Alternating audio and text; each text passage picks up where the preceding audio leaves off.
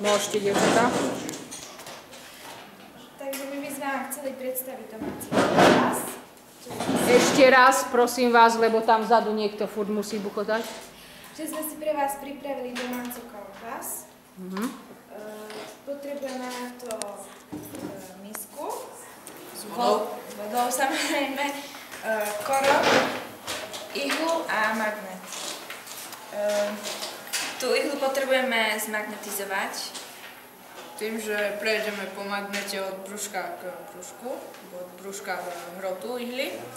A tým ju zmagnetizujeme, magnet, čo má magnetické pole, tak magnetizuje tú ihlu a najlepšie to bolo približne tých 60-70 krát, aby bola ihla dobre zmagnetizovaná.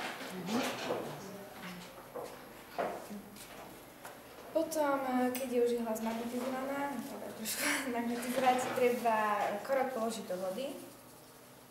Ja radšej zoberiem misku k sebe. Prečo bereš tú misku k sebe? Pretože tieto kovové časti, ktoré sú na lavici, to je ako magnet dočasný. Čiže sa nachádza v magnetickom poli Zeme, hej? K tomu opatrne položíme ihlu na korok a mala by sa natočiť v smere sever-juh. Máte to odskúšané, vždy sa to tak natočilo? Keď je dobre zmagnetizovaná ihla.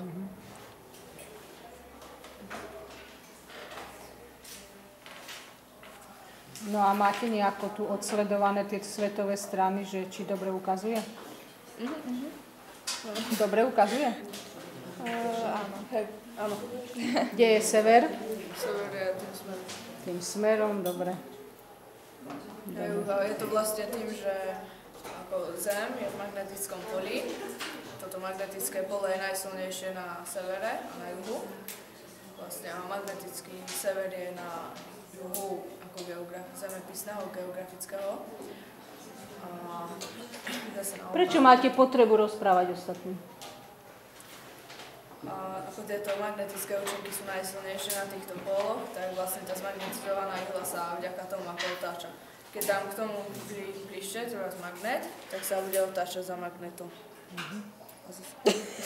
Až sa ihla pritiahla, hej? No ja akurát chcem popraviť trošku, lebo si povedala, že Zem je v okolí magnetického pola, či ako si to tam nejako? Zem v magnetickom.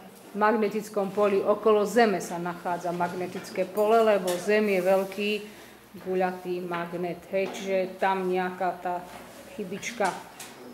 Dobre. Chce sa niekto na niečo opýtať ohľadom našej buzoly, kompasu, viac menej princíp činnosti? Všetkým je všetko jasné. Prečo ste si vybrali, dievčatá, túto pomôcku, alebo? No, tak zdalo sa nám to také, že najľahšie. Najjednoduchšie. Aj prístupné pomôcky však? Áno. Dobre. Mali ste s niečím nejaký problém?